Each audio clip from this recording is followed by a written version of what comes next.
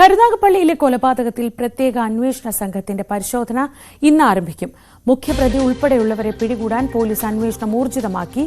അക്രമത്തിൽ പരിക്കേറ്റ അനീറിന്റെ മൊഴിയുടെ അടിസ്ഥാനത്തിൽ മുൻവൈരാഗ്യമാണ് കൊലപാതകത്തിന് കാരണമെന്ന് പോലീസ് സ്ഥിരീകരിച്ചിട്ടുണ്ട്. എസ് വിനീഷ് വിവരങ്ങളുമായി.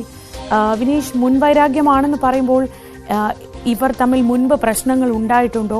എന്തൊക്കെയാണ് നമുക്കിപ്പോൾ ലഭിക്കുന്ന വിവരങ്ങൾ? അനീറിന്റെ മൊഴി വളരെ നിർണായകമാണ്. അനീറിന്റെ മൊഴിയുടെ അടിസ്ഥാനത്തിൽ ഇപ്പോൾ പോലീസ് അന്വേഷണം ഊർജിതമാക്കിയതായിട്ടാണ് നമുക്കറിയുന്നത്. ഇതിൽ കഴിഞ്ഞ ദിവസം തന്നെ 18 അംഗ അന്വേഷണ സംഘത്തെയാണ് പ്രത്യേകമായിട്ട് ഈ കേസ് അന്വേഷിക്കാനായിട്ട് ഇപ്പോൾ നിയമിച്ചിരിക്കുന്നത്. കരുനാഗപ്പള്ളി ASP അഞ്ജലി ഭാവനയുടെ നേതൃത്വത്തിലുള്ള അന്വേഷണ സംഘമാണ് ഈ കേസ് ഇപ്പോൾ അന്വേഷിക്കുന്നത്. ഇതിനുള്ളിൽ തന്നെ 3 ഇൻസ്പെക്ടർമാരും 4 SIമാരും അടങ്ങുന്ന ഒരു ടീമാണ്. ഇതിൽ ടെലികമ്മ്യൂണിക്കേഷൻ വിഭാഗത്തിലുള്ള ഉദ്യോഗസ്ഥരും ഉൾപ്പെടുന്നുണ്ട്. അങ്ങനെ വിപുലമായിട്ട് രീതിയിലുള്ള അന്വേഷണത്തിലേക്കാണ് എത്തുന്നത്. സിറ്റി പോലീസ് കമ്മീഷണർ അടക്കം സ്ഥലത്ത് കഴിഞ്ഞ ദിവസം ക്യാമ്പ് ചെയ്ത് വലിയ രീതിയിലുള്ള അന്വേഷണങ്ങൾ നടത്തി എങ്കിലും ഈ അക്രമികളെ കുറിച്ച് യാതൊരു തുമ്പും പോലീസിന് ലഭിച്ചിരുന്നില്ല.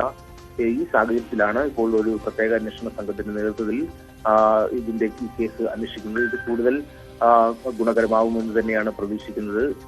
നമുക്ക് എടുത്തു പറയേണ്ട ഒരു കാര്യം, സംഭവം നടന്ന് ഇപ്പോൾ ഒരു ദിവസം പിന്നിടുമ്പോൾ ഈ പ്രതികളെ കുറിച്ച് യാതൊരു തുമ്പും പോലീസിന് ലഭിച്ചിട്ടില്ല. പോലീസ് ശരിക്കും ഇരുട്ടിൽ തപ്പുന്ന ഒരു സാഹചര്യമാണ് ഉള്ളത്. അന്വേഷണത്തിനായി രൂപീകരിച്ച പ്രത്യേക സംഘം കൊല്ലം, ആലപ്പുഴ ജില്ലകൾ കേന്ദ്രീകരിച്ചാണ് ഇപ്പോൾ അന്വേഷണം നടക്കുന്നത്. അതുപോലെ തന്നെ കൊല്ലം ജില്ലാ അതിർത്തിയിലും പ്രത്യേകം സ്ക്വാഡുകളെ രൂപീകരിച്ച് അന്വേഷണം ഊർജിതമാക്കിയതായിട്ടാണ് നമുക്കിപ്പോൾ അറിയുന്നത്. അതുപോലെ തന്നെ ഈ കൊല്ലപ്പെട്ട സന്തോഷിന്റെ സംസ്കാര ചടങ്ങുകൾ ഇന്ന് നടക്കാൻ സാധ്യതയുണ്ട്. ഇതേ കൊലയാളി സംഘത്തിൽ നിന്ന് തന്നെ അക്രമം ഏറ്റ ഈ അനീറിന്റെ വിശദമായ മൊഴി ഇപ്പോൾ രൂപീകരിച്ച അന്വേഷണ സംഘം ആശുപത്രിയിലെത്തി വിശദമായിട്ട് തന്നെ രേഖപ്പെടുത്തും. അതുപോലെ തന്നെ നിലവിൽ പിടിയിലായ ഈ സുഹൃത്തുക്കൾ, അതായത് ഈ പ്രതികളുടെ സുഹൃത്തായ മനുവിൽ നിന്ന് ചില വിവരങ്ങൾ പോലീസിന് ലഭിച്ചിട്ടുണ്ട്.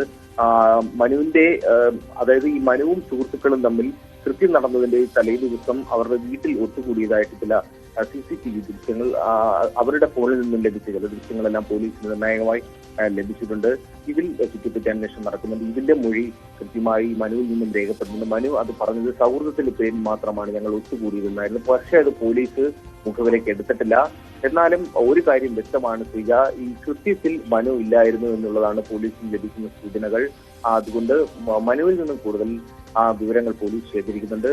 അതുപോലെ CCTV ദൃശ്യങ്ങൾ ശേഖരിക്കുന്നുണ്ട്. ഈ അക്രമി സംഘങ്ങൾ വാഹനം ഉപേക്ഷിച്ച് കടന്നു കളഞ്ഞ ആ സ്ഥലത്തെ CCTV ദൃശ്യങ്ങളടക്കം ശേഖരിച്ച് വലിയ രീതിയിലുള്ള അന്വേഷണത്തിലേക്കാണ് ഇപ്പോഴും നിൽക്കുന്നത്. പക്ഷേ ഈ പ്രതികളെ കുറിച്ച് എടുക്കുമ്പോൾ ഇതുവരെ പോലീസിന് ലഭ്യമായിട്ടില്ല എന്നുള്ളത് വാസ്തവമാണ്.